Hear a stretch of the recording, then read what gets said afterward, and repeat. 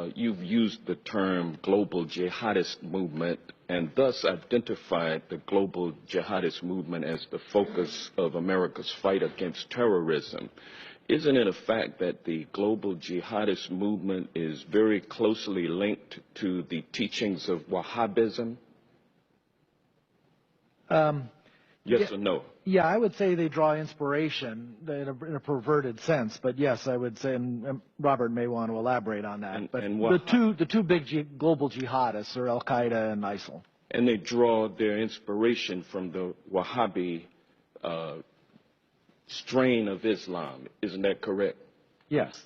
And the Wahhabism is a 18th century offshoot of Sunni Islam, which began in the land that has come to be known as Saudi Arabia. Isn't that correct? And Wahhabism seeks to purify Islam by getting rid of a number of human behaviors and practices that it considers to be sins against Allah. Correct? Correct. And Wahhabism is a strict, fundamentalist, highly intolerant strain of Islam. Correct? Yeah. Correct? And now, isn't it a fact that the Saudi ruling monarchy derives its legitimacy by reliance on the ideology of Wahhabism? You want to? The Saudis are riding a tiger. The Saudis are riding a tiger.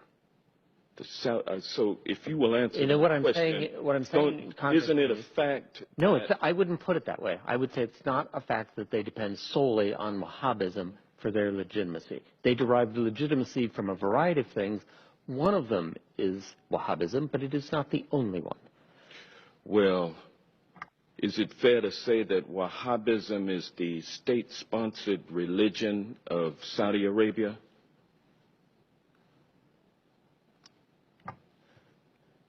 Yes, the Saudi government sanctions Wahhabi imams in their major mosques.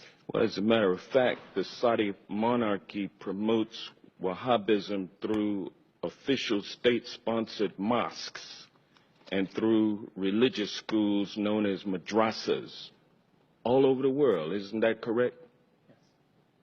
Yes. And isn't it true that the Saudi government, Wahhabism throughout the world, based on its oil and gas revenue?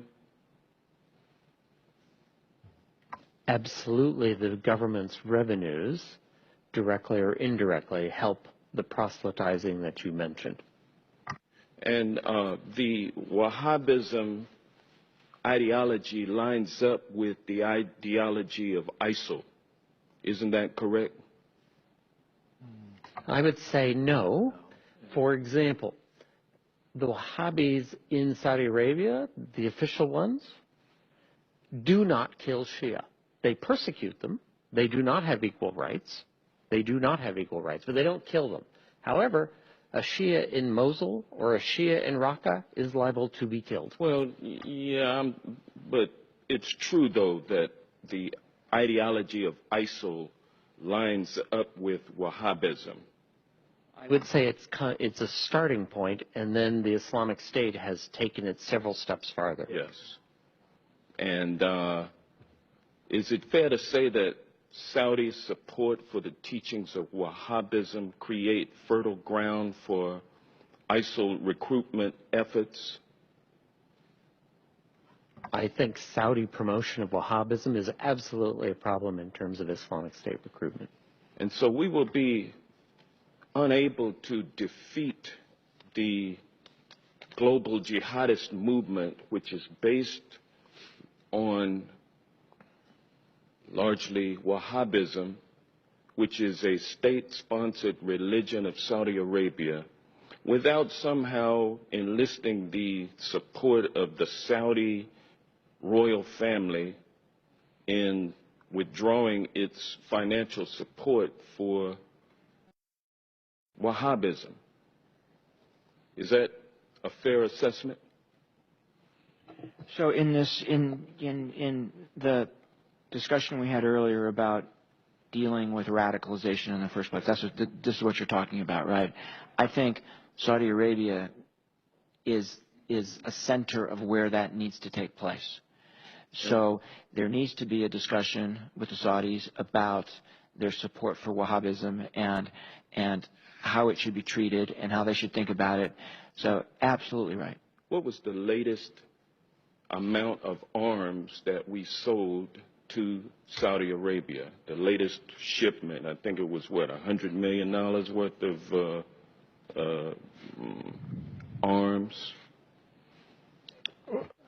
Well, there's support for the campaign in Yemen, but the arms sales that occur periodically are in the billions of dollars. Thank you.